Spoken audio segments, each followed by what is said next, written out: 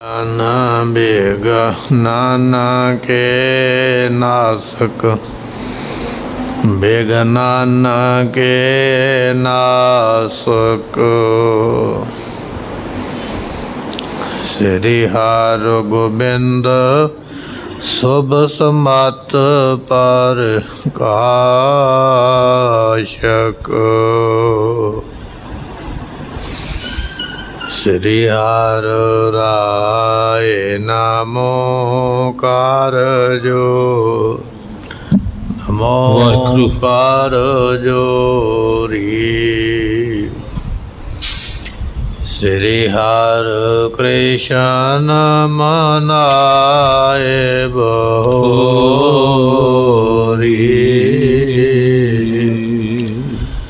तेग बहादुर परम कृपाल सतगुर परम कृपाल।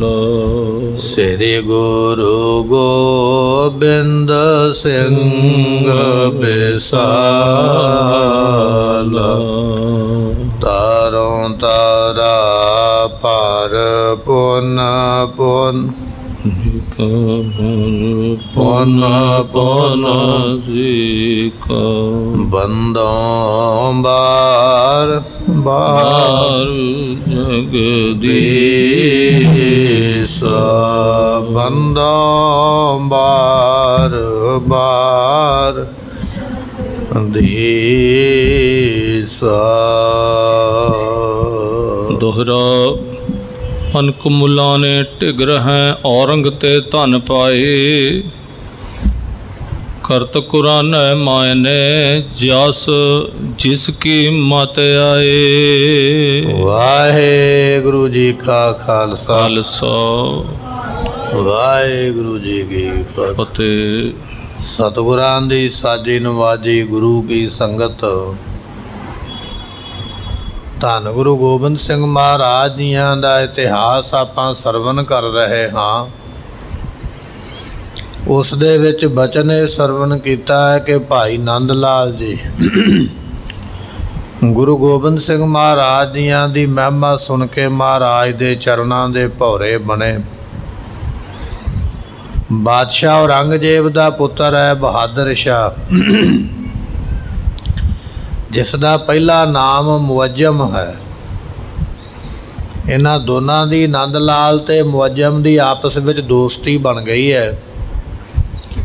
ਔਰੰਗਜ਼ੇਬ ਦੇ ਪੁੱਤਰ ਨੇ ਆਪਣੇ ਕੋਲ ਨੌਕਰੀ ਤੇ ਰੱਖ ਲਿਆ। ਭਾਈ ਨੰਦ ਲਾਲ ਜੀ ਬਹੁਤ ਭਾਸ਼ਾ ਪੜ੍ਹੇ ਤੇ ਬੜੇ ਗ੍ਰੰਥਾਂ ਦਾ ਗਿਆਨ ਹੈ। ਔਰੰਗਜ਼ੇਬ ਮਨ ਦਾ ਖੋਟਾ ਇੱਕ ਬਾਦਸ਼ਾਹ ਹੈ, ਜਿਸ ਨੇ ਸਾਰੇ ਧਰਮਾਂ ਦਾ ਹੀ ਨਿਰਾਦਰ ਕੀਤਾ ਔਰ ਧਾਰਮਿਕ ਸ਼ਖਸੀਅਤਾਂ ਦਾ ਵੀ ਇਸ ਨੇ ਨਿਰਾਦਰ ਕੀਤਾ ਕਰਵਾਇਆ। ਇਸ ਔਰੰਗਜ਼ੇਬ ਦੀ ਸਭਾ ਦੇ ਵਿੱਚ ਬੜੇ ਬੜੇ ਆਲਮ ਫਾਜ਼ਲ ਵਿਦਵਾਨ ਰਹਿੰਦੇ, ਬੜੇ ਬੜੇ ਗ੍ਰੰਥਾਂ ਦੀ ਜਾਣਕਾਰੀ ਰੱਖਣ ਵਾਲੇ। ਨੰਦ ਲਾਲ ਨੂੰ ਵੀ ਉੱਥੇ ਨੌਕਰੀ ਮਿਲੀ ਹੈ। ਇਤਿਹਾਸ ਪ੍ਰਸੰਗ ਆਪਾਂ ਪਿੱਛੇ ਸਰਵਣ ਕੀਤਾ ਹੈ। ਅੱਗੇ ਮਹਾਰਾਜ ਕਿਵੇਂ ਕਿਰਪਾ ਕਰਦੇ ਹੋ ਅੱਜ ਬਚਨ ਸਰਵਣ ਕਰਾਂਗੇ। ਮਿਲ ਕੇ ਆਖੀਏ ਸਤਿਨਾਮ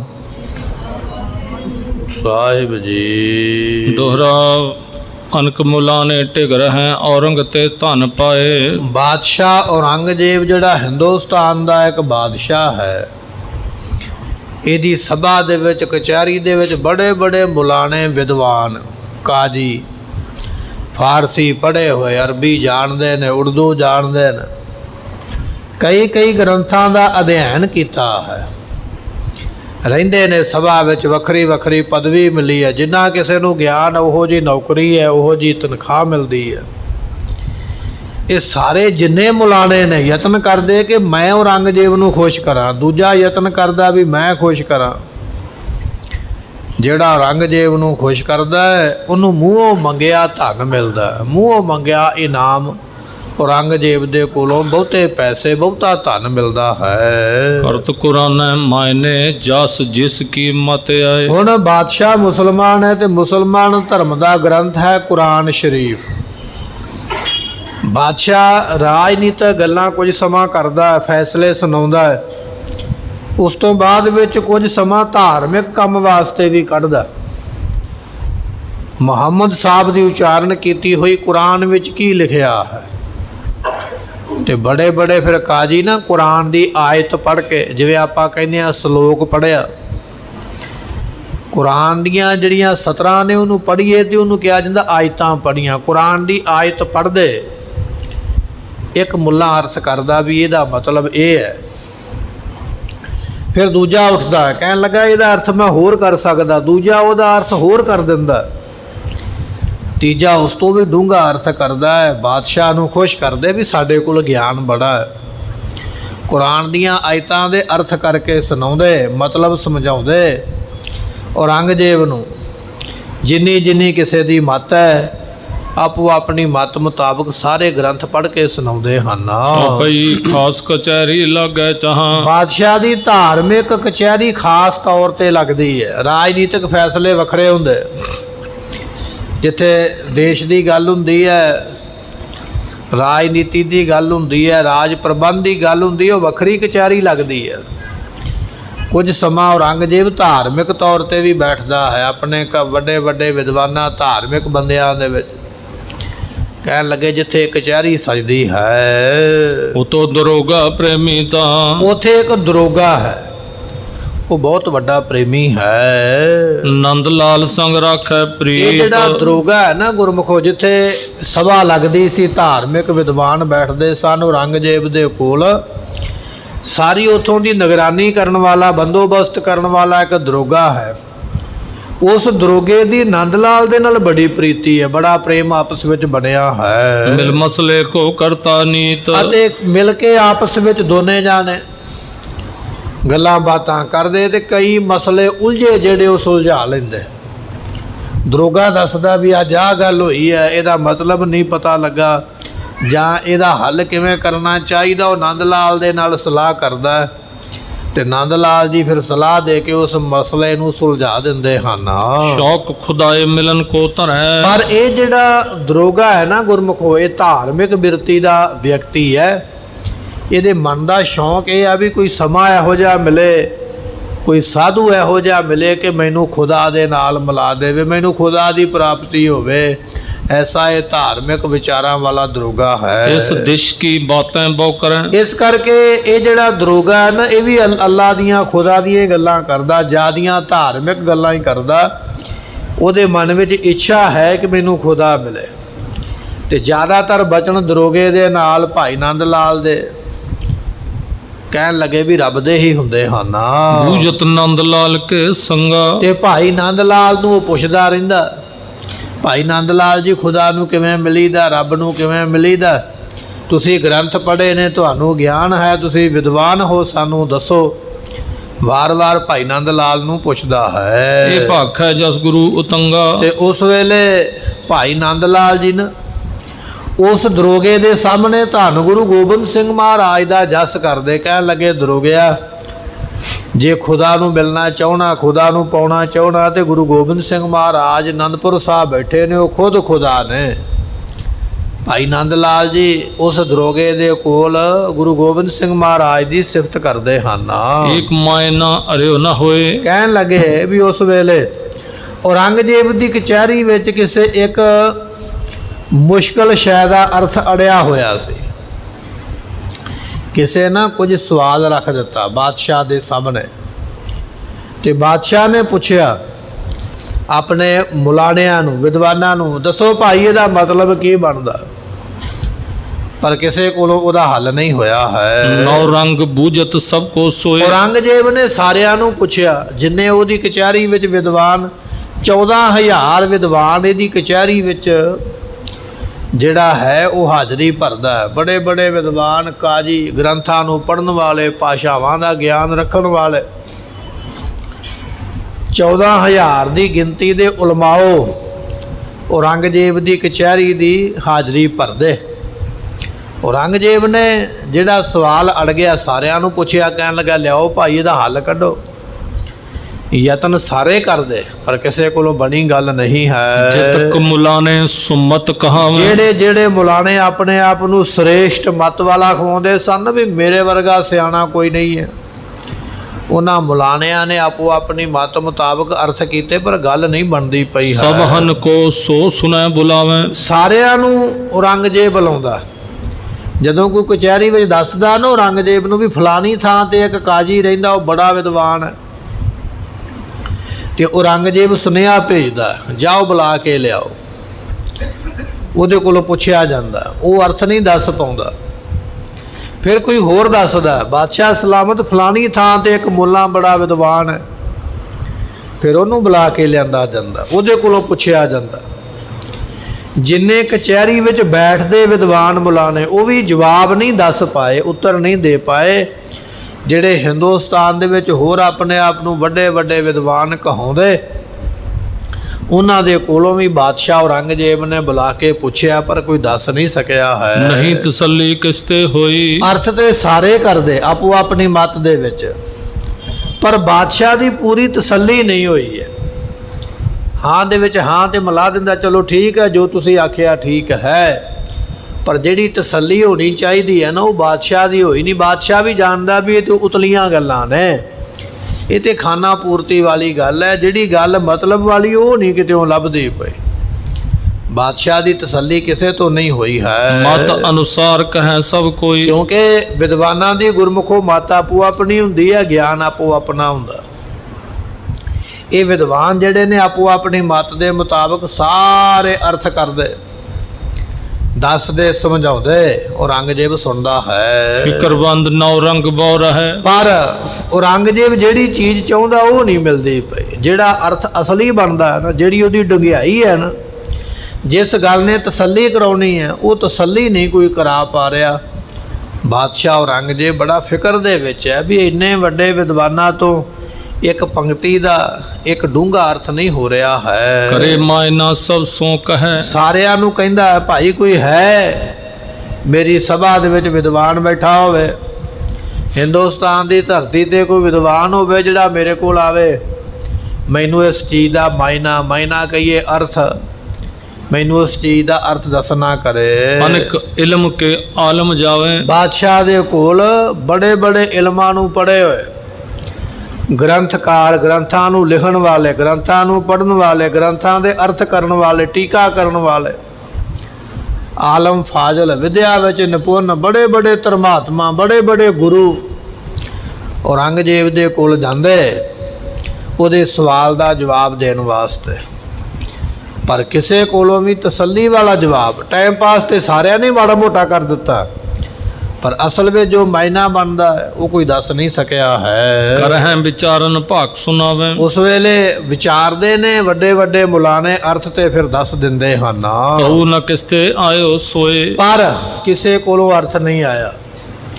ਜੋ ਹਕੀਕਤ ਹੈ, ਜੋ ਅਸਲੀਅਤ ਹੈ, ਜਿਹੜੀ ਚੀਜ਼ ਚਾਹੀਦੀ ਹੈ ਉਹ ਕੋਈ ਦੱਸ ਨਹੀਂ ਸਕਿਆ, ਕੋਈ ਕਹਿ ਨਹੀਂ ਸਕਿਆ ਹੈ। ਕਰ ਬੁੱਧ ਹਾਰ ਰਹੇ ਸਭ ਕੋਏ, ਬੜੇ ਬੜੇ ਵਿਦਵਾਨ ਆਪੋ ਆਪਣੀ ਬੁੱਧੀ ਲਾ ਕੇ, ਅਕਲ ਲਾ ਕੇ, ਗਿਆਨ ਲਾ ਕੇ, ਗ੍ਰੰਥਾਂ ਦਾ ਪੜ੍ਹਿਆ ਹੋਇਆ ਗਿਆਨ ਲਾ ਕੇ ਥੱਕ ਗਏ, ਹਾਰ ਗਏ, ਪਰ ਅਸਲੀ ਮਾਇਨਾ ਜਿਹੜਾ ਕਿਸੇ ਤੋਂ ਨਹੀਂ ਹੋਇਆ। ਕੁਰਾਨ ਦਾ ਇੱਕ ਬੜਾ ਡੂੰਘਾ ਸ਼ਲੋਕ ਹੈ, ਆਇਤ ਹੈ, ਉਹਦੇ ਅਰਥ ਬਾਦਸ਼ਾਹ ਜਾਣਨਾ ਚਾਹੁੰਦਾ ਵੀ ਇਹਦੇ ਅਸਲੀ ਅਰਥ ਕੀ ਨੇ।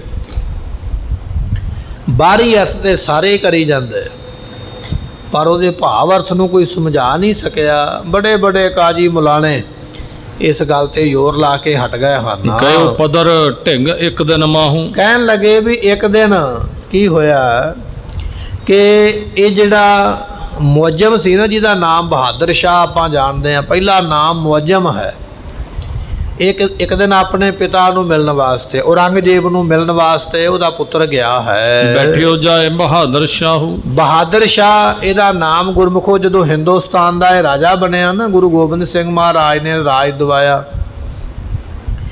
ਇਹ ਉਦੋਂ ਫਿਰ ਬਹਾਦਰ ਸ਼ਾਹ ਦੇ ਨਾਮ ਦੇ ਨਾਲ ਇਹ ਪ੍ਰਸਿੱਧ ਹੋਇਆ, ਪਰ ਇਹਦਾ ਨਾਮ ਮੁਅੱਜਮ ਹੈ ਜਿਹੜਾ ਮਾਤਾ ਪਿਤਾ ਵੱਲੋਂ ਰੱਖਿਆ ਗਿਆ।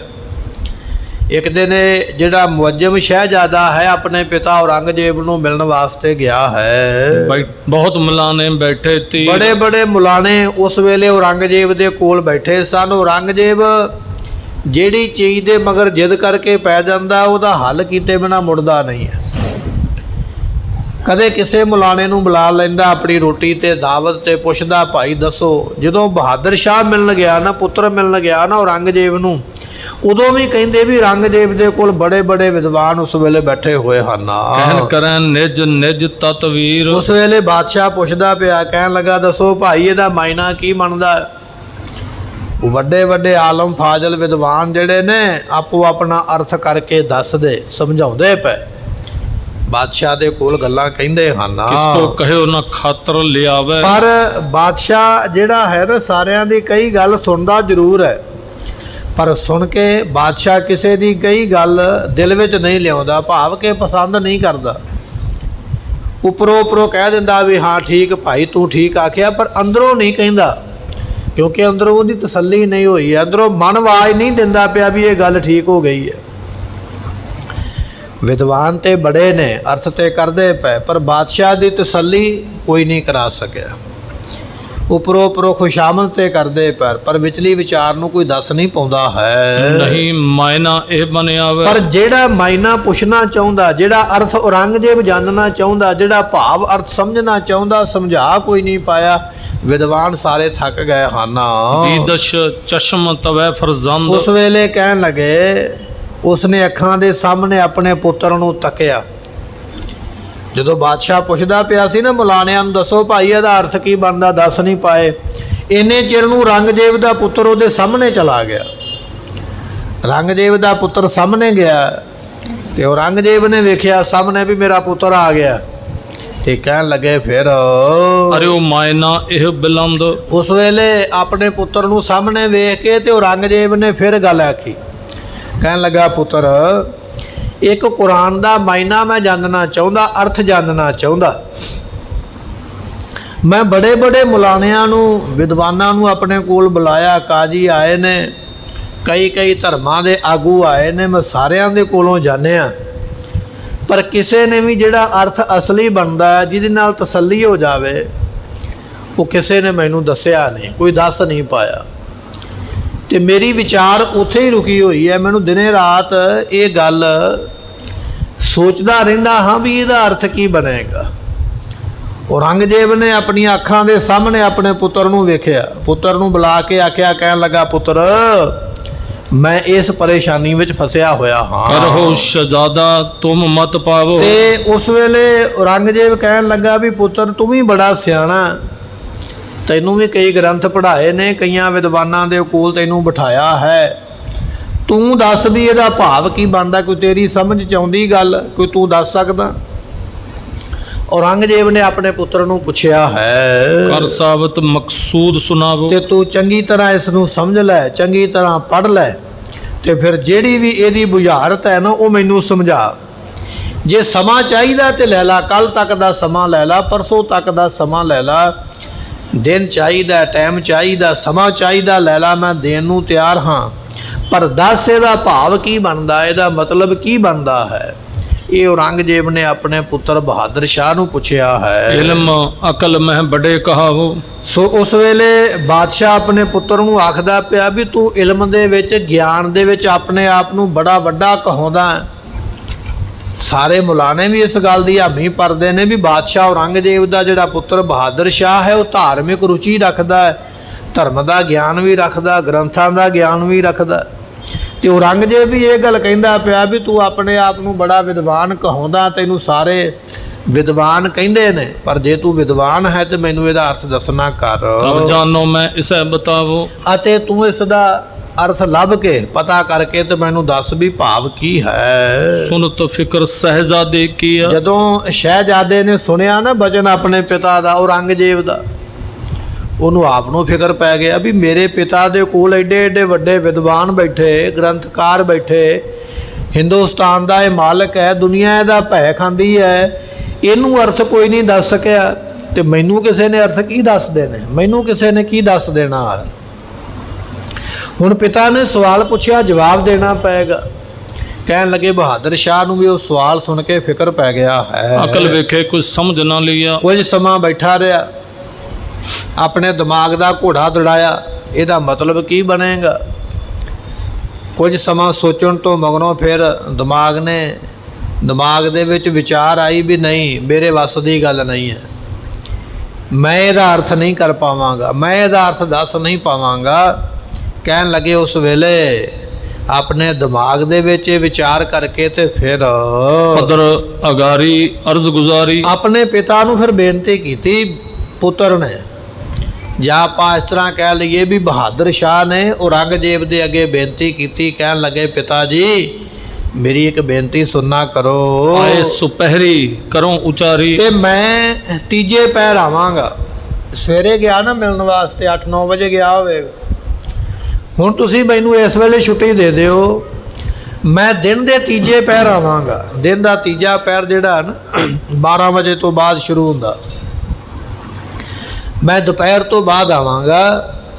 ਇਸ ਗੱਲ ਦਾ ਮੈਂ ਮਾਇਨਾ ਅਰਥ ਕੀ ਬਣਦਾ ਹੈ ਉਹ ਮੈਂ ਤੁਹਾਨੂੰ ਦੱਸ ਦਿਆਂਗਾ। ਮੈਨੂੰ ਇੰਨਾ ਸਮਾਂ ਚਾਹੀਦਾ, ਮੈਂ ਚੰਗੀ ਤਰ੍ਹਾਂ ਪਹਿਲਾਂ ਵਿਚਾਰ ਲਵਾਂ, ਪੜ੍ਹ ਲਵਾਂ, ਫਿਰ ਮੈਂ ਤੁਹਾਨੂੰ ਦੱਸਾਂਗਾ। ਮੈਂ ਤੀਜੇ ਪਹਿਰ ਦਿਨ ਦੇ ਆ ਕੇ ਤੁਹਾਨੂੰ ਇਸ ਸਵਾਲ ਦਾ ਜਵਾਬ ਦੇਵਾਂਗਾ। ਆਇਓ ਸਦਨ ਬਹਾਦਰ ਸ਼ਾਹੂ। ਫਿਰ ਪੜਿਓ। ਆਇਓ ਸਦਨ ਬਹਾਦਰ ਸ਼ਾਹੂ। ਇਸ ਤਰ੍ਹਾਂ ਆਪਣੇ ਪਿਤਾ ਨੂੰ ਆਖਿਆ ਤੇ ਔਰੰਗਜ਼ੇਬ ਨੇ ਆਖਿਆ ਠੀਕ ਹੈ ਪੁੱਤਰ, ਲੈ ਲਾ ਸਮਾਂ, ਕੋਈ ਗੱਲ ਨਹੀਂ, ਸ਼ਾਮ ਤੱਕ ਤੂੰ ਮੈਨੂੰ ਦੱਸ। ਸੋਚ ਕੇ ਵਿਚਾਰ ਕੇ ਪੜ੍ਹ ਕੇ ਆਪਣੇ ਪਿਤਾ ਦੇ ਕੋਲੋਂ ਸਮਾਂ ਲੈ ਕੇ ਆਪਣੇ ਘਰ ਵਿੱਚ ਆ ਗਿਆ।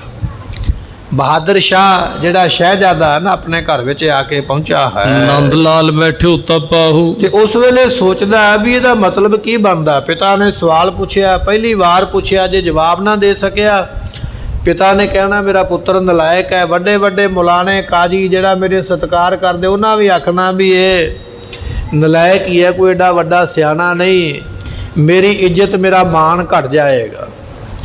ਬੜੇ ਫਿਕਰ ਦੇ ਸਹਿਤ ਘਰੇ ਬੈਠਾ। ਇੰਨੇ ਚਿਰ ਨੂੰ ਨੰਦ ਲਾਲ ਜੀ ਆ ਗਿਆ ਮਿਲਣ ਵਾਸਤੇ, ਕਿਉਂਕਿ ਨੰਦ ਲਾਲ ਤੇ ਬਹਾਦਰ ਸ਼ਾਹ ਆਪਸ ਵਿੱਚ ਮਿੱਤਰ ਵੀ ਨੇ, ਦੋਸਤ ਵੀ ਨੇ, ਤੇ ਬਹਾਦਰ ਸ਼ਾਹ ਨੇ ਨੰਦ ਲਾਲ ਨੂੰ ਨੌਕਰੀ ਤੇ ਰੱਖਿਆ ਹੋਇਆ। ਇੰਨੇ ਚਿਰ ਨੂੰ ਨੰਦ ਲਾਲ ਜੀ ਆ ਗਏ, ਆ ਕੇ ਮਿਲੇ ਬਹਾਦਰ ਸ਼ਾਹ ਨੂੰ। ਤੇ ਉਸ ਵੇਲੇ ਫਿਰ ਰਿਦਾ ਫਿਕਰ ਮੈਂ ਬਹੁ ਗਲਤਾਨੇ। ਤੇ ਵੇਖਿਆ ਨੰਦ ਲਾਲ ਨੇ ਵੀ ਇਹ ਬਹਾਦਰ ਸ਼ਾਹ ਬੜੇ ਫਿਕਰ ਦੇ ਵਿੱਚ, ਬੜੀ ਸੋਚ ਵਿੱਚ ਡੁੱਬਿਆ ਹੋਇਆ, ਕਿਸੇ ਚਿੰਤਾ ਵਿੱਚ ਪਿਆ ਹੋਇਆ। ਭਾਈ ਨੰਦ ਲਾਲ ਜੀਆਂ ਨੇ ਬਹਾਦਰ ਸ਼ਾਹ ਨੂੰ, ਔਰੰਗਜ਼ੇਬ ਦੇ ਪੁੱਤਰ ਨੂੰ ਫਿਕਰ ਦੇ ਵਿੱਚ ਪਿਆ, ਚਿੰਤਾ ਵਿੱਚ ਪਿਆ ਹੋਇਆ ਵੇਖ ਕੇ ਪਿੱਖ ਤਿੰਨ ਚੱਕ ਸੋ ਸੁਨਤ ਨ ਕਾਨੇ। ਉਸ ਵੇਲੇ ਕਹਿਣ ਲੱਗੇ ਪਿੱਖ ਤਿੰਨ ਚੱਖ। ਨੰਦ ਲਾਲ ਨੂੰ ਆਇਆ ਵੇਖ ਤੇ ਲਿਆ, ਪਰ ਬਹਾਦਰ ਸ਼ਾਹ ਨੇ ਆਪਣੀਆਂ ਅੱਖਾਂ ਨੰਦ ਲਾਲ ਵੱਲ ਕੀਤੀਆਂ ਹੀ ਨਹੀਂ, ਉਹ ਫਿਕਰ ਵਿੱਚ ਡੁੱਬਿਆ ਹੋਇਆ। ਤੇ ਕਹਿਣ ਲੱਗੇ ਕੰਨਾਂ ਦੇ ਨਾਲ ਗੱਲ ਸੁਣਦਾ ਪਿਆ ਹੈ, ਮੁਖ ਤੇ ਕਹਿ ਨਾ ਕਹਿ ਸੰਗ ਬਾਤ। ਕਹਿਣ ਲੱਗੇ ਵੀ ਬਹਾਦਰ ਸ਼ਾਹ ਨਾ ਤੇ ਕਿਸੇ ਵੱਲ ਵੇਖਦਾ ਨਾ ਕਿਸੇ ਦੀ ਸੁਣਦਾ ਹੈ, ਉਸੇ ਸੋਚ ਵਿੱਚ ਹੀ ਡੁੱਬ ਗਿਆ।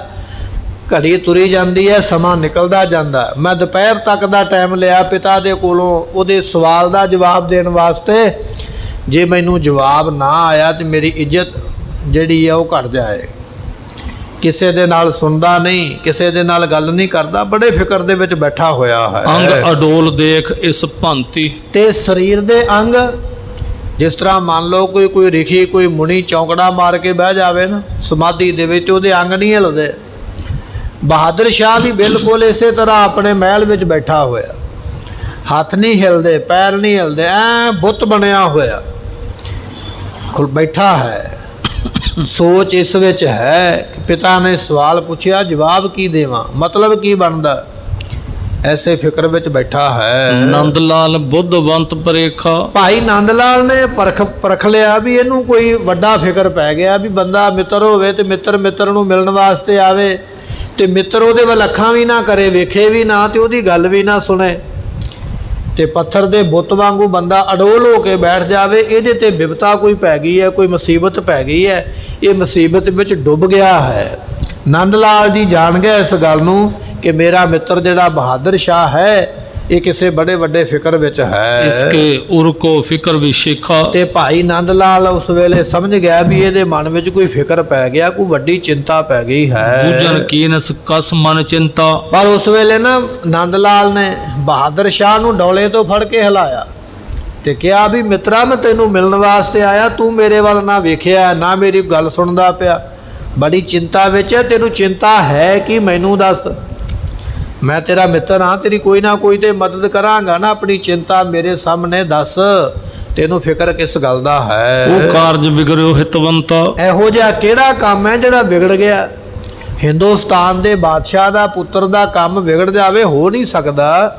ਇਹੋ ਜਿਹਾ ਕਿਹੜਾ ਕੰਮ ਹੈ ਜਿਹਦੇ ਵਿੱਚ ਤੈਨੂੰ ਘਾਟਾ ਪੈ ਗਿਆ, ਜਾਂ ਉਹ ਕੰਮ ਵਿਗੜ ਗਿਆ ਜਿਹੜਾ ਕੰਮ ਤੇਰੇ ਕੋਲੋਂ ਹੋ ਨਹੀਂ ਪਾ ਰਿਹਾ, ਜਿਹਦੇ ਵਾਸਤੇ ਚਿੰਤਾ ਵਿੱਚ ਬੈਠਾ ਹੈ? ਕਹਾਂ ਪਦਰ ਨੇ ਤੁਮੈ ਸੁਨਾਇਓ। ਇਹ ਤੇਰੇ ਪਿਤਾ ਨੇ ਤੈਨੂੰ ਕੀ ਆਖਿਆ? ਕਿਉਂਕਿ ਉਹਨੂੰ ਪਤਾ ਲੱਗ ਗਿਆ ਨੰਦ ਲਾਲ ਨੂੰ ਵੀ ਅੱਜ ਇਹ ਬਹਾਦਰ ਸ਼ਾਹ ਆਪਣੇ ਪਿਤਾ ਨੂੰ ਮਿਲਣ ਵਾਸਤੇ ਗਿਆ ਹੈ, ਤੇ ਉਦੋਂ ਮਗਰੋਂ ਚਿੰਤਾ ਵਿੱਚ ਹੈ। ਤੇ ਪੁੱਛਿਆ ਫਿਰ ਨੰਦ ਲਾਲ ਨੇ ਵੀ ਤੇਰੇ ਪਿਤਾ ਨੇ ਤੈਨੂੰ ਕਿਹੜੀ ਇਹੋ ਜੀ ਗੱਲ ਕਹਿ ਦਿੱਤੀ ਹੈ ਵੀ ਤੂੰ ਫਿਕਰ ਦੇ ਵਿੱਚ ਆ ਗਿਆ, ਰੋਟੀ ਪਾਣੀ ਨਹੀਂ ਛਕਿਆ, ਗੱਲਬਾਤ ਨਹੀਂ ਕੀਤੀ, ਚੁੱਪ ਕਰਕੇ ਬੈਠਾ ਹੈ? ਕਿਸ ਗੱਲ ਦਾ ਫਿਕਰ? ਕਿਹੜਾ ਵੱਡਾ ਬਚਨ ਤੇਰੇ ਪਿਤਾ ਨੇ ਆਖਿਆ ਹੈ? ਕਾਰਜ ਕਠਨ ਕਹਾਂ ਫਰਮਾਇਓ। ਤੇ ਨੰਦ ਲਾਲ ਨੇ ਫਿਰ ਇਹ ਵੀ ਪੁੱਛਿਆ ਵੀ ਕੋਈ ਇਹੋ ਜਿਹਾ ਕੰਮ ਤੇਰੇ ਪਿਤਾ ਨੇ ਕਹਿ ਦਿੱਤਾ ਜਿਹੜਾ ਤੂੰ ਕਰ ਨਹੀਂ ਸਕਦਾ? ਤੇ ਪਿਤਾ ਨੇ ਆਖਿਆ ਵੀ ਹਾਂ, ਇਹ ਤੈਨੂੰ ਕਰਨਾ ਹੀ ਪਏਗਾ। ਕੋਈ ਇਹੋ ਜਿਹਾ ਔਖਾ ਕੰਮ ਤੈਨੂੰ ਕਹਿ ਦਿੱਤਾ ਤੇਰੇ ਪਿਤਾ ਨੇ ਜਿਹੜਾ ਤੂੰ ਕਰ ਨਹੀਂ ਸਕਦਾ, ਪਰ ਤੈਨੂੰ ਮਜਬੂਰੀ ਵਸ ਕਰਨਾ ਪੈਣਾ? ਮੈਨੂੰ ਲੱਗਦਾ ਵੀ ਤਾਂ ਤੈਨੂੰ ਚਿੰਤਾ ਲੱਗੀ ਹੈ। ਜੋ ਤੁਝ ਤੇ ਹੋਏ ਆਵਤ ਨਹੀਂ। ਤੇ ਮੈਨੂੰ ਇਹ ਵੀ ਸਮਝ ਆ ਗਈ ਹੈ ਕਿ ਤੇਰੇ ਕੋਲੋਂ ਕੰਮ ਹੋਣਾ ਵੀ ਨਹੀਂ। ਤੇਰੀ ਚਿੰਤਾ ਵੇਖ ਕੇ, ਤੇਰਾ ਦੁੱਖ ਵੇਖ ਕੇ, ਤੈਨੂੰ ਚਿੰਤਾ ਵਿੱਚ ਡੁੱਬਿਆ ਵੇਖ ਕੇ ਮੈਂ ਸਮਝ ਗਿਆ ਹਾਂ ਤੇਰੇ ਪਿਤਾ ਨੇ ਤੈਨੂੰ ਕੋਈ ਵੱਡਾ ਕੰਮ ਕਹਿ ਦਿੱਤਾ ਹੈ ਜਿਹੜਾ ਕੰਮ ਤੇਰੇ ਕੋਲੋਂ ਹੱਲ ਨਹੀਂ ਹੋਣਾ ਹੈ। ਬੈਠਿਓ ਮਹਾ ਫਿਕਰ ਕੇ ਮਾਹੀ। ਤੂੰ ਬੜੇ ਫਿਕਰ ਵਿੱਚ ਬੈਠਾ ਹੋਇਆ, ਪਰ ਫਿਕਰ ਤੇ ਦੂਰ ਤਾਂ ਹੀ ਹੋਵੇਗਾ ਨਾ ਜੇ ਤੂੰ ਆਪਣੇ ਦਿਲ ਦੀ ਗੱਲ ਦੱਸੇਂਗਾ। ਜੇ ਹੁਣ ਆਪਾਂ ਦੁੱਖ ਦਸੀਏ ਨਾ ਕਿਸੇ ਨੂੰ ਤੇ ਇਲਾਜ ਕੋਈ ਨਹੀਂ ਹੈ। ਦਿਲ ਦਾ ਦੁੱਖ ਤੇ ਦੱਸਣਾ ਪਵੇਗਾ, ਇਲਾਜ ਤਾਂ ਹੋਵੇਗਾ। ਨੰਦ ਲਾਲ ਪੁੱਛਦੇ ਪਏ, ਕਹਿਣ ਲੱਗੇ ਐ ਔਰੰਗਜ਼ੇਬ ਦੇ ਪੁੱਤਰ, ਤੇਰੇ ਮਨ ਵਿੱਚ ਚਿੰਤਾ ਕੀ ਹੈ? ਆਪਣੀ ਚਿੰਤਾ ਜ਼ਾਹਰ ਕਰ, ਆਪਣਾ ਦੁੱਖ ਦੱਸ, ਮੈਂ ਤੇਰੀ ਮਦਦ ਕਰਦਾ ਹਾਂ। ਇਸ ਤਰ੍ਹਾਂ ਭਾਈ ਨੰਦ ਲਾਲ ਨੇ ਵਾਰ-ਵਾਰ ਪੁੱਛਿਆ ਹੈ। ਨੰਦ ਲਾਲ ਦਾਨਸ਼ਵੰਦ ਮਹਾ। ਕਿਉਂਕਿ ਭਾਈ ਨੰਦ ਲਾਲ ਜੀ ਬਹੁਤ ਵੱਡੇ ਵਿਦਵਾਨ ਨੇ, ਬੜੇ ਪੜ੍ਹੇ ਹੋਏ ਨੇ, ਬੜਾ ਗਿਆਨ ਰੱਖਦੇ ਨੇ, ਬੜੀ ਸੋਝੀ ਰੱਖਦੇ। ਔਰ ਸਭ ਤੋਂ ਵੱਡੀ ਗੱਲ ਗੁਰਮੁਖੋ ਇਹ ਹੈ ਵੀ ਧੰਨ ਗੁਰੂ ਗੋਬਿੰਦ ਸਿੰਘ ਮਹਾਰਾਜ ਦੀ ਬਖਸ਼ਿਸ਼ ਹੈ ਨੰਦ ਲਾਲ ਦੇ ਉੱਪਰ। ਸਤਿਗੁਰੂ ਉਹਦੇ ਉੱਪਰ ਪ੍ਰਸੰਨ ਨੇ, ਉਹਦੀ ਪ੍ਰਸੰਨਤਾ ਵੀ ਸਤਿਗੁਰਾਂ ਦੀ ਉਹਦੇ ਕੋਲ ਹੈ। ਨੰਦ ਲਾਲ ਜੀ ਬੜੇ ਸਿਆਣੇ ਹਨ। ਲਖਤ ਸਜਾਦੇ ਸੋ ਤਵ ਕਹਾ। ਉਸ ਵੇਲੇ ਜਿਹੜਾ ਸ਼ਹਿਜ਼ਾਦਾ ਹੈ ਨਾ, ਉਸਨੇ ਇਹ ਜਾਣਿਆ ਵੀ ਇਹ ਨੰਦ ਲਾਲ ਬੜਾ ਸਿਆਣਾ ਹੈ, ਇਹ ਮੇਰੀ ਮਦਦ ਜ਼ਰੂਰ ਕਰੇਗਾ। ਜੇ ਮੈਂ ਇਹਨੂੰ ਪੁੱਛ ਲਵਾਂ ਜਿਹੜਾ ਪਿਤਾ ਨੇ ਅਰਥ ਮੈਨੂੰ ਪੁੱਛਿਆ, ਜੇ ਮੈਂ ਉਹ ਅਰਥ ਨੰਦ ਲਾਲ ਨੂੰ ਪੁੱਛਾਂ ਤੇ ਮੈਨੂੰ ਲੱਗਦਾ ਵੀ ਇਹ ਕੋਈ ਨਾ ਕੋਈ ਹੱਲ ਕੱਢੇਗਾ। ਇਹ ਬੜਾ ਸਿਆਣਾ ਹੈ, ਬੜਾ ਵੱਡਾ ਵਿਦਵਾਨ ਹੈ। ਔਰੰਗਜ਼ੇਬ ਦੇ ਪੁੱਤਰ ਨੇ ਇਹ ਗੱਲ ਮਨ ਵਿੱਚ ਜਾਣ ਕੇ ਸੁਨੋ ਮੀਰ ਮੁਨਸ਼ੀ ਮੈਂ ਗਇਓ। ਉਸ ਵੇਲੇ ਦੱਸਣ ਲੱਗ ਪਿਆ, ਫਿਰ ਕਹਿਣ ਲੱਗਾ ਵੀ ਮੀਰ ਮੁਨਸ਼ੀ ਬੈਠ ਮੇਰੇ ਕੋਲ। ਭਾਈ ਨੰਦ ਲਾਲ ਜੀ ਦੀਵਾਨ ਨੇ ਬਾਦਸ਼ਾਹ ਔਰੰਗਜ਼ੇਬ ਦੀ ਕਚਹਿਰੀ ਦੇ। ਉਸ ਵੇਲੇ ਬਹਾਦਰ ਸ਼ਾਹ ਬੋਲਿਆ, ਕਹਿਣ ਲੱਗੇ ਕਿ ਇਹ ਦੀਵਾਨ ਜੀ ਸੁਣੋ, ਮੈਂ ਆਪਣੇ ਪਿਤਾ ਦੇ ਕੋਲ ਗਿਆ ਤੇ ਜ਼ਰੂਰ ਆ ਮਿਲਣ ਵਾਸਤੇ, ਪਰ ਜਦੋਂ ਮੈਂ ਗਿਆ ਹਾਂ ਅਦਰ ਹਜ਼ੂਰ ਬੈਠ ਤੋ ਭਇਓ। ਮੈਂ ਆਪਣੇ ਪਿਤਾ ਨੂੰ ਜਾ ਕੇ ਸਲਾਮ ਕੀਤੀ ਤੇ ਸਲਾਮ ਕਰਕੇ ਮੈਂ ਆਪਣੇ ਪਿਤਾ ਦੇ ਕੋਲ ਬੈਠਾ ਹਾਂ। ਨਹੀਂ ਮਾਇਨਾ ਕਿਸ ਤੇ ਆਇਓ। ਮੇਰੇ ਪਿਤਾ ਜੀ ਇੱਕ ਸਵਾਲ ਪੁੱਛਦੇ ਪਏ ਨੇ ਕੁਰਾਨ ਸ਼ਰੀਫ ਗ੍ਰੰਥ ਦੇ ਵਿੱਚੋਂ, ਪਰ ਉਸ ਕੁਰਾਨ ਦਾ ਅਰਥ ਵੱਡੇ ਵੱਡੇ ਮੁਲਾਣਿਆਂ ਨੂੰ, ਕਾਜ਼ੀਆਂ ਨੂੰ, ਆਲਮ ਫਾਜ਼ਲ ਪੜ੍ਹੇ ਹੋਏ ਵਿਦਵਾਨ, ਕਿਸੇ ਨੂੰ ਵੀ ਉਹਦਾ ਮਾਇਨਾ ਨਹੀਂ ਆਇਆ, ਭਾਵ ਕਿ ਕਿਸੇ ਨੂੰ ਵੀ ਉਹਦਾ ਅਰਥ ਨਹੀਂ ਆਇਆ ਹੈ। ਉਹ ਦਿਨ ਤੇ ਸਭ ਹੁਣ ਸੁਣਾਇਓ। ਮੇਰੇ ਪਿਤਾ ਜੀ ਉਹ ਸਵਾਲ ਕਈਆਂ ਦਿਨਾਂ ਦਾ ਪੁੱਛਦੇ ਪਏ, ਅੱਜ ਤੋਂ ਨਹੀਂ, ਕਈ ਦਿਨ ਹੋ ਗਏ। ਹਿੰਦੁਸਤਾਨ ਦੇ ਕੋਨੇ-ਕੋਨੇ ਤੋਂ ਵਿਦਵਾਨ ਮੰਗਾਏ ਜਾਂਦੇ, ਉਹਨਾਂ ਕੋਲੋਂ ਪੁੱਛਿਆ ਜਾਂਦਾ ਹੈ, ਕਈ ਦਿਨਾਂ ਤੋਂ ਪੁੱਛਦੇ ਪਏ ਹਨ। ਉਹ ਸੰਗ ਕਹਿਓ ਕਿ ਇਹ ਤੁਮ ਕਰੋ, ਪਰ ਕਿਸੇ ਕੋਲੋਂ ਤਸੱਲੀ ਵਾਲਾ ਜਵਾਬ ਨਹੀਂ ਆਇਆ। ਜਦੋਂ ਮੈਂ ਜਾ ਕੇ ਆਪਣੇ ਪਿਤਾ ਨੂੰ ਨਮਸਕਾਰ ਕੀਤੀ ਤੇ ਔਰੰਗਜ਼ੇਬ ਨੇ ਉਹੀ ਸਵਾਲ ਮੈਨੂੰ ਚੇਪ ਦਿੱਤਾ ਵੀ ਪੁੱਤਰ ਆਹ ਸਵਾਲ ਹੈ, ਇਹਦਾ ਜਵਾਬ ਕੋਈ ਨਹੀਂ ਦੇ ਪਾ ਰਿਹਾ ਤੇ ਤੂੰ ਬੜਾ ਸਿਆਣਾ ਹੈ, ਤੂੰ ਮੈਨੂੰ ਇਹਦਾ ਜਵਾਬ ਦੇ। ਮੇਰੇ ਪਿਤਾ ਨੇ ਉਹ ਸਵਾਲ ਮੇਰੇ ਕੋਲੋਂ ਪੁੱਛਿਆ ਹੈ। ਇਲਮ ਅਕਲ ਕੋ ਜੇਬੋ ਧਰੋ। ਤੇ ਮੇਰੇ ਪਿਤਾ ਨੇ ਆਖਿਆ ਵੀ ਪੁੱਤਰ ਤੂੰ ਹੈ ਬੜਾ ਸਿਆਣਾ, ਤੂੰ ਵੀ ਗ੍ਰੰਥਾਂ ਦੀ ਸੋਝੀ ਰੱਖਦਾ, ਗਿਆਨ ਰੱਖਦਾ, ਜੇ ਤੂੰ ਵਾਕਿਆ ਹੀ ਗਿਆਨੀ ਹੈ ਤੇ ਫਿਰ ਮੇਰੇ ਸਵਾਲ ਦਾ ਜਵਾਬ ਦੇਣਾ ਕਰ। ਤਕਰਾਰ ਸਪਹਿਰੀ ਕੇਰਾ। ਤੇ ਮੈਂ ਇੱਕ ਵਾਰੀ ਤੇ ਜਾਨ ਛੜਾਈ ਆਪਣੇ ਬਾਪ ਦੇ ਕੋਲੋਂ ਵੀ ਇਹ ਜਿਹੜਾ ਆਪਣੇ ਭਰਾਵਾਂ ਨੂੰ ਮਾਰ ਸਕਦਾ, ਸਕੇ ਭਰਾ ਕਤਲ ਕੀਤੇ ਔਰੰਗਜ਼ੇਬ ਨੇ, ਤੇ ਆਪਣੇ ਪਿਤਾ ਨੂੰ ਵੀ ਕੈਦ ਵਿੱਚ ਪਾ ਕੇ ਕਤਲ ਕੀਤਾ। ਜਿਹੜਾ ਆਪਣੇ ਬਾਪ ਨੂੰ ਮਾਰ ਸਕਦਾ, ਆਪਣੇ ਭਰਾਵਾਂ ਨੂੰ ਮਾਰ ਸਕਦਾ, ਜੇ ਕਿਤੇ ਗੁੱਸਾ ਆ ਗਿਆ ਤੇ ਨਾ ਹੋਵੇ ਮੈਨੂੰ ਵੀ ਕਤਲ ਕਰ ਦੇਵੇ। ਤੇ ਮੈਂ ਆਪਣੀ ਜਾਨ ਛੁਡਾਈ। ਮੈਂ ਆਖਿਆ ਪਿਤਾ ਜੀ ਵੀ ਮੈਨੂੰ ਦੇ ਦਿਓ ਸ਼ਾਮ ਤੱਕ ਦਾ ਟਾਈਮ, ਤੇ ਮੈਂ ਸ਼ਾਮ ਨੂੰ ਆ ਕੇ ਜਵਾਬ ਦੇਵਾਂਗਾ। ਮੈਂ ਤੇ ਛੁਡਾਈ ਹੈ ਜਾਨ ਬਹਾਨਾ ਲਾ ਕੇ, ਪਰ ਹੁਣ ਸ਼ਾਮ ਤੇ ਪੈਂਦੀ ਜਾ ਰਹੀ ਹੈ ਨਾ, ਦਿਨ ਅੱਗੇ ਲੰਘਦਾ ਜਾਂਦਾ ਹੈ, ਹੋਰ 2-4 ਘੰਟਿਆਂ ਨੂੰ ਸ਼ਾਮ ਵੀ ਪੈ ਜਾਣੀ ਹੈ ਤੇ ਫਿਰ ਮੈਨੂੰ ਬੁਲਾਵਾ ਆ ਜਾਣਾ, ਫਿਰ ਮੈਨੂੰ ਜਵਾਬ ਦੇਣਾ ਪੈਣਾ ਹੈ। ਇਹ ਮੁਸੀਬਤ ਮੇਰੇ ਗਲ ਵਿੱਚ ਹੈ। ਮੈਂ ਆਇਓ ਉਰ ਫਿਕਰ ਵਡੇਰਾ। ਮੈਂ ਆ ਤੇ ਗਿਆ ਹਾਂ ਪਰ ਮੇਰੇ ਮਨ ਵਿੱਚ ਫਿਕਰ ਬੜਾ। ਮੈਂ ਹੁਣ ਕੀ ਕਰਾਂ? ਜਿੰਨਾ ਸਮਾਂ ਮੰਗਿਆ ਬੋਲਤ ਘਟਦੀ ਜਾਂਦੀ ਹੈ, ਜਵਾਬ ਦੇਣਾ ਪੈਣਾ। ਮੇਰੇ ਮਨ ਵਿੱਚ ਬਹੁਤਾ ਫਿਕਰ ਹੈ। ਇਹ ਬਹਾਦਰ ਸ਼ਾਹ ਜਿਹੜਾ ਨਾ ਔਰੰਗਜ਼ੇਬ ਦਾ ਪੁੱਤਰ ਹੈ। ਹਜ਼ੂਰ ਸਾਹਿਬ ਦੀ ਧਰਤੀ ਤੇ ਜਾਈਏ ਆਪਾਂ ਨਮਸਕਾਰ ਕਰਨ ਵਾਸਤੇ। ਧੰਨ ਗੁਰੂ ਗੋਬਿੰਦ ਸਿੰਘ ਮਹਾਰਾਜ ਜਦੋਂ ਹਜ਼ੂਰ ਸਾਹਿਬ ਗਏ ਸਨ, ਬਹਾਦਰ ਸ਼ਾਹ ਬਾਦਸ਼ਾਹ ਵੀ ਨਾਲ ਹੀ ਗਿਆ ਮਹਾਰਾਜ। ਤੇ ਬਹਾਦਰ ਸ਼ਾਹ ਨੇ ਮਹਾਰਾਜ ਨੂੰ ਹੀਰਾ ਭੇਟ ਕੀਤਾ ਸੀ ਦਰਸ਼ਨ ਕਰਨ ਵੇਲੇ। ਉਹ ਮਹਾਰਾਜ ਨੇ ਹੀਰਾ ਚੁੱਕ ਕੇ ਗੋਦਾਵਰੀ ਨਦੀ ਵਿੱਚ ਸੁੱਟਿਆ ਤੇ ਉੱਥੇ ਗੁਰਦੁਆਰਾ ਵੀ ਬਣਿਆ ਹੋਇਆ, ਗੁਰਦੁਆਰਾ ਹੀਰਾ ਘਾਟ। ਉਹ ਇਸੇ ਦੀ ਨਿਸ਼ਾਨੀ ਹੈ, ਇਹੋ ਹੀ ਬਾਦਸ਼ਾਹ ਉਸ ਵੇਲੇ ਬਣਿਆ। ਇਹਨੇ ਮਹਾਰਾਜ ਨੂੰ ਹੀਰਾ ਭੇਟ ਕੀਤਾ ਸੀ ਦਰਸ਼ਨ ਕਰਕੇ ਵੀ ਮਹਾਰਾਜ ਤੁਸੀਂ ਮੈਨੂੰ ਹਿੰਦੁਸਤਾਨ ਦਾ ਰਾਜ ਦਿਵਾਇਆ, ਇਹ ਮੇਰੇ ਵੱਲੋਂ ਆਪ ਜੀ ਭੇਟਾ ਕਬੂਲ ਕਰੋ। ਤੇ ਸਤਿਗੁਰਾਂ ਨੇ ਉਹ ਹੀਰਾ ਚੁੱਕ ਕੇ ਗੋਦਾਵਰੀ 'ਚ ਸੁੱਟਿਆ। ਬੜੀ ਲੰਮੀ ਸਾਖੀ ਹੈ, ਰੋ ਵਿਚਾਰ। ਇਹ ਉਹੀ ਬਹਾਦਰ ਸ਼ਾਹ ਹੈ। ਨੰਦ ਲਾਲ ਨੂੰ ਪੁੱਛਦਾ ਪਿਆ, ਕਹਿਣ ਲੱਗਾ ਜੀ ਮੇਰੇ ਮਨ ਵਿੱਚ ਬੜਾ ਫਿਕਰ ਹੈ, ਮੈਂ ਉਸ ਸਵਾਲ ਦਾ ਜਵਾਬ ਦੇਣਾ ਹੈ। ਜਬ ਸਹਿਜਾਦੇ ਭਾਖਿਓ ਸੋਈ। ਉਸ ਵੇਲੇ ਨੰਦ ਲਾਲ ਨੇ ਪੁੱਛਿਆ ਵੀ ਦੱਸ ਵੀ ਸਵਾਲ ਕੀ ਹੈ? ਗੱਲ ਤੇ ਮੈਂ ਸਾਰੀ ਸੁਣ ਲਈ ਹੈ, ਪਰ ਹੁਣ ਸਵਾਲ ਦੱਸ ਵੀ ਪੁੱਛਿਆ ਕੀ ਹੈ?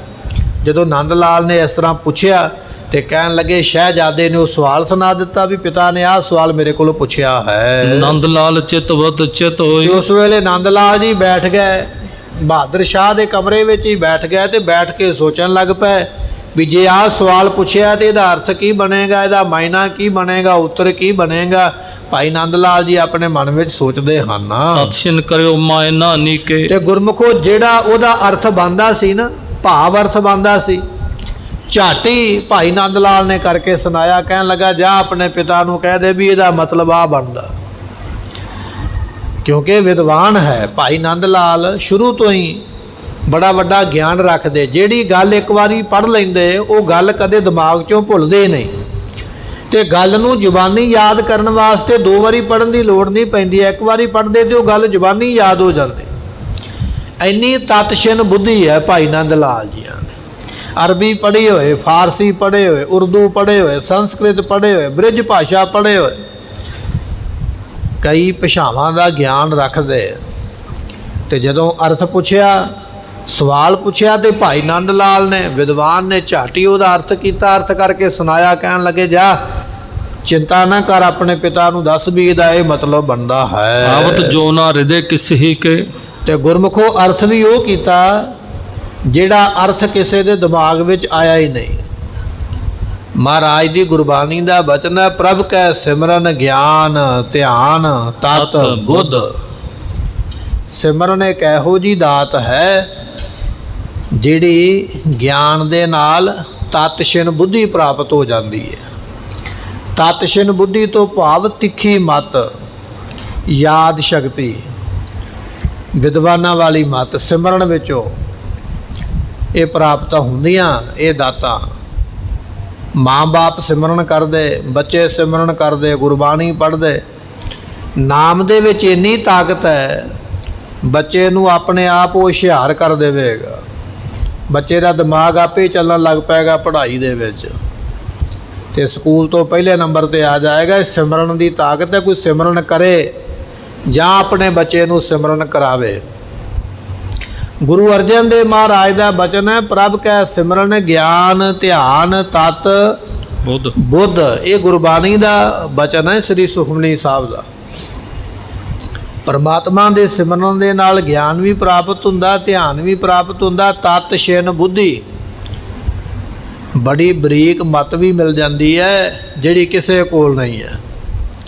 ਹੁਣ ਭਾਈ ਨੰਦ ਲਾਲ ਜੀ ਸਿਮਰਨ ਕਰਦੇ, ਗੁਰੂ ਗੋਬਿੰਦ ਸਿੰਘ ਮਹਾਰਾਜ ਦੇ ਸੇਵਕ ਬਣੇ ਨਾ, ਪ੍ਰੇਮੀ ਬਣੇ, ਭੌਰੇ ਬਣੇ ਚਰਨਾਂ ਦੇ। ਤੇ ਫਿਰ ਜਿਹੜਾ ਸਿਮਰਨ ਕਰੇਗਾ ਫਿਰ ਉਹਦਾ ਅਰਥ ਤੇ ਗੁਰਮੁਖੋਂ ਵੱਖਰਾ ਹੀ ਹੋਵੇਗਾ ਨਾ ਦੁਨੀਆ ਨਾਲੋਂ। ਗ੍ਰੰਥਾਂ ਦੇ ਪੜ੍ਹਿਆ ਉਹ ਸੋਝੀ ਨਹੀਂ ਆਉਂਦੀ, ਜਿਹੜੀ ਸੋਝੀ ਗੁਰਬਾਣੀ ਨੂੰ ਪੜ੍ਹਿਆ, ਗੁਰਬਾਣੀ ਦਾ ਸਿਮਰਨ ਕੀਤਿਆਂ ਆਉਂਦੀ ਹੈ। ਭਾਈ ਨੰਦ ਲਾਲ ਨੇ ਉਹ ਜਿਹੜਾ ਅਰਥ ਹੈ ਝਾਟੀ ਸ਼ਹਿਜ਼ਾਦੇ ਨੂੰ ਕਰਕੇ ਸੁਣਾਇਆ ਹੈ। ਸੁਣकर बहुत आनंदित होवा। ਜਦੋਂ ਭਾਈ ਨੰਦ ਲਾਲ ਨੇ ਅਰਥ ਕੀਤਾ ਤੇ ਸੁਣਿਆ ਸ਼ਹਿਜ਼ਾਦੇ ਨੇ, ਉਹ ਖੁਸ਼ ਹੋ ਪਿਆ, ਉੱਠ ਪਿਆ, ਇੱਕੇ ਵਾਰੀ ਛਾਲ ਮਾਰ ਕੇ ਕਹਿਣ ਲੱਗਾ, ਵਾਹ, ਐਸਾ ਅਰਥ ਤੇ ਕਿਸੇ ਨੇ ਵੀ ਨਹੀਂ ਕੀਤਾ ਔਰ ਐਸਾ ਅਰਥ ਕੋਈ ਕਰ ਹੀ ਨਹੀਂ ਸਕਦਾ। ਬੜਾ ਖੁਸ਼ ਹੋਇਆ ਬਹਾਦਰ ਸ਼ਾਹ, ਬੜੀ ਖੁਸ਼ੀ ਹੋਈ ਕਿ ਮੈਂ ਅਰਥ ਉਹ ਕਰਵਾਇਆ ਹੈ ਜਿਹੜਾ ਅਰਥ ਮੇਰਾ ਪਿਤਾ ਕਿਸੇ ਤੋਂ ਨਹੀਂ ਕਰਵਾ ਸਕਿਆ। ਤੇ ਹੁਣ ਗੱਲ ਇਹ ਹੈ, ਮੈਂ ਆਪਣੇ ਪਿਤਾ ਨੂੰ ਦੱਸਾਂਗਾ ਤੇ ਪਿਤਾ ਆਖੇਗਾ ਵੀ ਸ਼ਾਬਾਸ਼ ਏ ਪੁੱਤਰ, ਵੀ ਤੇਰੇ ਵਰਗਾ ਵਿਦਵਾਨ ਕੋਈ ਨਹੀਂ। ਪਰ ਗੁਰਮੁਖੋ ਬਹਾਦਰ ਸ਼ਾਹ ਇਹ ਭੁੱਲ ਗਿਆ ਵੀ ਔਰੰਗਜ਼ੇਬ ਮੇਰਾ ਵੀ ਬਾਪ ਹੈ। ਹੁਣ ਪੁੱਤਰ ਕਿੰਨਾ ਵੀ ਸਿਆਣਾ ਹੋਵੇ, ਬਾਪ ਤੇ ਬਾਪ ਹੀ ਹੈ ਨਾ। ਭਾਵੇਂ ਜਾ ਕੇ ਅਰਥ ਦੱਸੇਗਾ ਆਪਣੇ ਪਿਤਾ ਨੂੰ ਜ਼ਰੂਰ, ਪਰ ਉਹਨੂੰ ਪਤਾ ਲੱਗ ਜਾਣਾ ਵੀ ਮੇਰਾ ਪੁੱਤਰ ਇੰਨੇ ਜੋਗਾ ਹੈ ਨਹੀਂ ਜਿੱਡੀ ਇਹ ਕਰਤੂਤ ਕਰੀ ਬੈਠਾ। ਜਿਹੜਾ ਅਰਥ ਲੱਭ ਕੇ ਲੈ ਆਇਆ ਹੈ, ਇੰਨੇ ਅਰਥ ਕਰਨ ਵਾਲੀ ਮਾਤੇ ਦੀ ਨਹੀਂ ਹੈ। ਮਾਂ ਬਾਪ ਨੂੰ ਪਤਾ ਹੁੰਦਾ ਕਿ ਬੱਚਾ ਕਿੰਨਾ ਕੁ ਹੁਸ਼ਿਆਰ ਹੈ, ਕਿੰਨਾ ਕੁ ਪੜ੍ਹਾਈ ਵਿੱਚ ਇਹਦਾ ਧਿਆਨ ਲੱਗਦਾ, ਕਿੰਨਾ ਕੁ ਪੜ੍ਹਨ ਵਾਲਾ। ਹਾਂ, ਅਸੀਂ ਉਹ ਪੇਪਰ ਦੀ ਸੀਟ ਤੇ 01 ਵੱਧ ਲਿਖ ਦਈਏ ਜਾਂ 0 ਦਾ ਕੋਈ ਆਠਾ ਚੌਕਾ ਬਣਾ ਕੇ ਲੈ ਆਈਏ ਵੀ ਆਹ ਵੇਖੋ ਪਿਤਾ ਜੀ ਮੈਂ ਇੰਨਾ ਨੰਬਰ ਲੈ ਕੇ ਆਇਆ, ਉਹ ਵੱਖਰੀ ਗੱਲ ਹੈ। ਪਰ ਪਤਾ ਤੇ ਲੱਗ ਜਾਂਦਾ ਵੀ ਇੰਨੇ ਨੰਬਰਾਂ ਜੋਗਾ ਹੈ ਨਹੀਂ ਜਿੰਨਾ ਇਹਨੇ ਨੰਬਰ ਬਣਾ ਲੈਣਾ। ਰੋ ਵਿਚਾਰ ਇਹ ਉਹਨੂੰ ਖੁਸ਼ ਤਾਂ ਹੋ ਗਿਆ ਵੀ ਮੈਂ ਆਪਣੇ ਪਿਤਾ ਨੂੰ ਦੱਸਾਂਗਾ ਤੇ ਪਿਤਾ ਮੇਰੇ ਤੇ ਖੁਸ਼ ਹੋਵੇਗਾ। ਪਰ ਪਿਤਾ ਨੇ ਖੁਸ਼ ਕੋਈ ਨਹੀਂ ਹੋਣਾ, ਸਗੋਂ ਇਹ ਤੇ ਵੱਡੀ ਫਾਹੀ ਗੱਲ ਵਿੱਚ ਪੈਣੀ ਹੈ। ਉਹਨੇ ਆਖਣਾ ਵੀ ਤੈਨੂੰ ਦੱਸਿਆ ਕਿੰਨੇ ਆ, ਤੂੰ ਇਹਨੇ ਜੋਗਾ ਹੈ ਨਹੀਂ। ਉਹ ਵਿਚਾਰ ਆਪਾਂ ਸਰਵਣ ਕਰਾਂਗੇ। ਕਹਿਣ ਲੱਗੇ ਨੰਦ ਲਾਲ ਨੇ ਜਦੋਂ ਅਰਥ ਕੀਤੇ ਤੇ ਬਹਾਦਰ ਸ਼ਾਹ ਨੇ ਸੁਣੇ ਤੇ ਉਹ ਖੁਸ਼ ਹੋ ਗਿਆ, ਕਹਿਣ ਲੱਗਾ, ਵਾਹ, ਐਸਾ ਅਰਥ ਨਹੀਂ ਕਿਸੇ ਨੇ ਕੀਤਾ, ਇਹ ਤੂੰ ਮੇਰੇ ਮਨ ਦਾ ਬੜਾ ਵੱਡਾ ਬੋਝ ਦੂਰ ਕੀਤਾ ਹੈ। ਮੈਂ ਆਪਣੇ ਪਿਤਾ ਨੂੰ ਦੱਸਾਂਗਾ ਤੇ ਦੱਸ ਕੇ ਮੈਂ ਸਾਰਿਆਂ ਵਿੱਚ ਇੱਜ਼ਤ ਤੇ ਮਾਨ ਨੂੰ ਪ੍ਰਾਪਤ ਕਰਾਂਗਾ। ਅਤ ਦਾਨਸ਼ਵੰਦ ਸਭ ਤੇ ਜੋਵਾ। ਉਸ ਵੇਲੇ ਨੰਦ ਲਾਲ ਨੂੰ ਇਹ ਵੇਖ ਲਿਆ ਬਹਾਦਰ ਸ਼ਾਹ ਨੇ ਵੀ ਵਾਕਿਆ ਹੀ ਵਿਦਵਾਨਾਂ ਵਿੱਚੋਂ ਜੇ ਕੋਈ ਵੱਡਾ ਵਿਦਵਾਨ ਹੈ ਤੇ ਉਹ ਨੰਦ ਲਾਲ ਹੀ ਹੈ। ਗੁਰਮੁਖੋ ਗੱਲਾਂ ਕਰਨ ਵਾਲੇ ਤੇ ਬੜੇ ਮਿਲ ਜਾਣਗੇ, ਗੱਲਾਂ ਸੁਣਾਉਣ ਵਾਲੇ, ਪਰ ਵਿਦਵਾਨਾਂ ਦੀ ਵਿਚਾਰ ਇਹ ਹੈ, ਗਿਆਨੀ ਕੋ ਗਿਆਨੀ ਮਿਲੇ ਕਰੇ ਗਿਆਨ ਕੀ ਬਾਤ। ਜਦੋਂ ਗਿਆਨੀ ਆਪਸ ਵਿੱਚ ਬੈਠਦੇ ਨਾ, ਵਿਦਵਾਨ ਬੰਦੇ, ਗਿਆਨੀ ਬੰਦੇ, ਫਿਰ ਉੱਥੇ ਪਤਾ ਲੱਗਦਾ ਵੀ ਕੋਈ ਕਿੰਨਾ ਕੁ ਪੜ੍ਹਿਆ, ਕਿੰਨੇ ਕੁ ਗ੍ਰੰਥ ਇਹਨੇ ਪੜ੍ਹੇ ਨੇ, ਕਿੰਨੇ ਕੁ ਯਾਦ ਕੀਤੇ ਨੇ, ਕਿੰਨੀ ਕੁ ਵਿਦਿਆ ਕਮਾਈ ਹੈ। ਪਰ ਇਸ ਗੱਲ ਦਾ ਨਿਚੋੜ ਉਦੋਂ ਹੁੰਦਾ ਜਦੋਂ ਗਿਆਨੀ ਬੈਠਦੇ। ਅੱਜ ਨੰਦ ਲਾਲ ਨੇ ਅਰਥ ਕੀਤਾ ਤੇ ਬਹਾਦਰ ਸ਼ਾਹ ਇਹ ਸਮਝ ਗਿਆ ਇਸ ਗੱਲ ਨੂੰ ਵੀ ਵਾਕਿਆ ਹੀ ਜੇ ਕੋਈ ਦੁਨੀਆ ਤੇ ਅੱਜ ਵਿਦਵਾਨ ਹੈ ਤੇ ਉਹ ਨੰਦ ਲਾਲ ਹੀ ਹੈ। ਨੰਦ ਲਾਲ ਵਰਗਾ ਵਿਦਵਾਨ ਅੱਜ ਪੂਰੀ ਦੁਨੀਆ ਤੇ ਨਹੀਂ ਹੈ। ਜਿਹੜਾ ਮਾਇਨਾ ਹੁਣ ਗੁਰਮੁਖੋ ਗੱਲ ਇਹ ਹੈ ਵੀ ਨੰਦ ਲਾਲ ਹੈ ਹਿੰਦੂ ਤੇ ਪ੍ਰੇਮੀ ਬਣਿਆ ਗੁਰੂ ਗੋਬਿੰਦ ਸਿੰਘ ਮਹਾਰਾਜ ਦਾ। ਖੱਤਰੀ ਜਾਤ ਦੇ ਨਾਲ ਸੰਬੰਧ ਰੱਖਦਾ ਭਾਈ ਨੰਦ ਲਾਲ, ਖੱਤਰੀ ਘਰਾਣੇ ਵਿੱਚ ਪੈਦਾ ਹੋਇਆ। ਜਿਹੜਾ ਅਰਥ ਕੀਤਾ ਉਹ ਮੁਸਲਮਾਨਾਂ ਦੇ ਗ੍ਰੰਥ ਦਾ ਕੀਤਾ, ਕੁਰਾਨ ਸ਼ਰੀਫ ਦਾ। ਇੱਕ ਦੂਜੇ ਧਰਮ ਦੇ ਬੰਦੇ ਨੇ ਦੂਜੇ ਧਰਮ ਦੇ ਗ੍ਰੰਥ ਦਾ ਅਰਥ ਕੀਤਾ ਹੈ ਜਿਹੜਾ ਉਸ ਧਰਮ ਦੇ ਬੰਦੇ ਵੀ ਅਰਥ ਨਹੀਂ ਕਰ ਸਕੇ। ਕਾਜੀ ਮੁਲਾਣੇ ਮੁਸਲਮਾਨ ਹੀ ਨੇ ਨਾ, ਕਾਜੀ ਮੁਲਾਣੇ ਆਪਣੇ ਧਰਮ ਦੇ ਗ੍ਰੰਥ ਦਾ ਅਰਥ ਨਹੀਂ ਕਰ ਪਾਏ। ਤੇ ਹਿੰਦੂ ਘਰਾਣੇ ਵਿੱਚ, ਖੱਤਰੀ ਘਰਾਣੇ ਵਿੱਚ ਪੈਦਾ ਹੋਇਆ ਨੰਦ ਲਾਲ, ਉਹਨੇ ਮੁਸਲਮਾਨਾਂ ਦੇ ਧਾਰਮਿਕ ਗ੍ਰੰਥ ਦੇ ਅਰਥ ਕਰ ਦਿੱਤੇ ਔਰ ਅਰਥ ਵੀ ਇਹੋ ਜਿਹਾ ਗਜਬ ਕੀਤੇ ਵੀ ਸੁਣ ਕੇ ਹੈਰਾਨ ਹੋ ਜਾਵੇਗਾ ਕੋਈ ਵੀ ਵਾਕਿਆ ਹੀ ਕੋਈ ਹੋਇਆ ਵਿਦਵਾਨ। ਕਹਿਣ ਲੱਗੇ ਉਸ ਵੇਲੇ ਇਹ ਬਹਾਦਰ ਸ਼ਾਹ ਸਮਝ ਗਿਆ ਇਸ ਗੱਲ ਨੂੰ ਵੀ ਜੇ ਇਸ ਵੇਲੇ ਕੋਈ ਵਿਦਵਾਨ ਹੈ ਦੁਨੀਆ ਤੇ ਉਹ ਨੰਦ ਲਾਲ ਹੈ। ਕਰੀ ਸਰਫਰਾਜ਼ੀ ਤਿਸ ਕਾਲ। ਉਸ ਵੇਲੇ ਇਸ ਬੰਦੇ ਨੇ ਬਹਾਦਰ ਸ਼ਾਹ ਨੇ ਭਾਈ ਨੰਦ ਲਾਲ ਦੀ ਬੜੀ ਵਡਿਆਈ ਕੀਤੀ। ਕਹਿਣ ਲੱਗੇ ਜੀ ਉਹ ਨੰਦ ਲਾਲ, ਵਾਕਿਆ ਹੀ ਅੱਜ ਤੇਰੀ ਕੀਮਤ ਪਈ ਹੈ, ਅੱਜ ਤੇਰੀ ਵਿਦਿਆ ਅੱਜ ਕੰਮ ਆਈ ਹੈ, ਤੇਰੇ ਵਰਗਾ ਵਿਦਵਾਨ ਵਾਕਿਆ ਹੀ ਕੋਈ ਨਹੀਂ। ਬੜੀ ਵਡਿਆਈ ਬਹਾਦਰ ਸ਼ਾਹ ਔਰੰਗਜ਼ੇਬ ਦਾ ਪੁੱਤਰ ਭਾਈ ਨੰਦ ਲਾਲ ਦੀ ਕਰਦਾ। ਆਪਾਂ ਪਿੱਛੇ ਬਚਨ ਸਰਵਣ ਕੀਤਾ ਸੀ, ਸਿੱਖ ਧਰਮ ਦੇ ਵਿੱਚ ਗ੍ਰੰਥ ਲਿਖੇ ਨੇ ਭਾਈ ਗੁਰਦਾਸ ਜੀਆਂ ਨੇ, ਤੇ ਜੇ ਕੋਈ ਭਾਈ ਗੁਰਦਾਸ ਜੀਆਂ ਤੋਂ ਬਾਅਦ ਵਿੱਚ ਕਿਸੇ ਨੇ ਗ੍ਰੰਥ ਲਿਖੇ ਨੇ ਤੇ ਉਹ ਭਾਈ ਨੰਦ ਲਾਲ ਨੇ ਲਿਖੇ ਨੇ। ਭਾਈ ਨੰਦ ਲਾਲ ਦੀ ਵਿਦਿਆ ਤੇ ਭਾਈ ਗੁਰਦਾਸ ਜੀ ਦੀ ਵਿਦਿਆ ਬਰਾਬਰ ਕਹਿ ਸਕਦੇ ਆ, ਬਰਾਬਰ ਦਰਜਾ ਪ੍ਰਾਪਤ ਹੈ ਭਾਈ ਨੰਦ ਲਾਲ ਜੀਆਂ ਨੂੰ।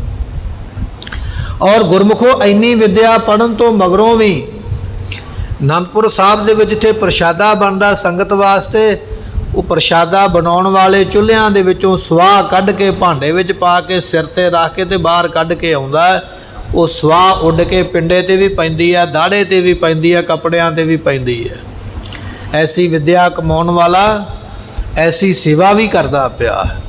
ਕਹਿਣ ਲੱਗੇ ਵੀ ਉਸ ਵੇਲੇ ਇਸ ਸ਼ਹਿਜ਼ਾਦੇ ਨੇ ਉਸ ਦੀ ਬੜੀ ਸਿਫਤ ਕੀਤੀ ਹੈ। ਕੁਛ ਹੋਵੇ ਦੀਨਸ ਖਿਲਤ ਵਿਸਾਲਾ। ਤੇ ਉਸ ਵੇਲੇ ਪੁੱਛਿਆ, ਕਹਿਣ ਲੱਗਾ ਵੀ ਮੰਗ ਕੀ ਚਾਹੀਦਾ?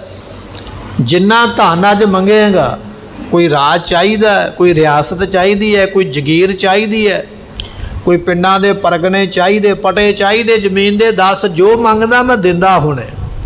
ਤੂੰ ਮੇਰੀ ਅੱਜ ਜਾਨ ਬਚਾਈ ਹੈ, ਤੂੰ ਉਹ ਗੱਲ ਦੱਸੀ ਹੈ ਜਿਹੜੀ ਕੋਈ ਦੱਸ ਨਹੀਂ ਸਕਿਆ। ਇਸ ਤਰ੍ਹਾਂ ਭਾਈ ਨੰਦ ਲਾਲ ਨੇ ਉਹ ਡੂੰਘਾ ਅਰਥ ਦੱਸਿਆ। ਇਹ ਹੁਣ ਬਹਾਦਰ ਸ਼ਾਹ ਆਪਣੇ ਪਿਤਾ ਨੂੰ ਜਾ ਕੇ ਕਿਵੇਂ ਦੱਸੇਗਾ?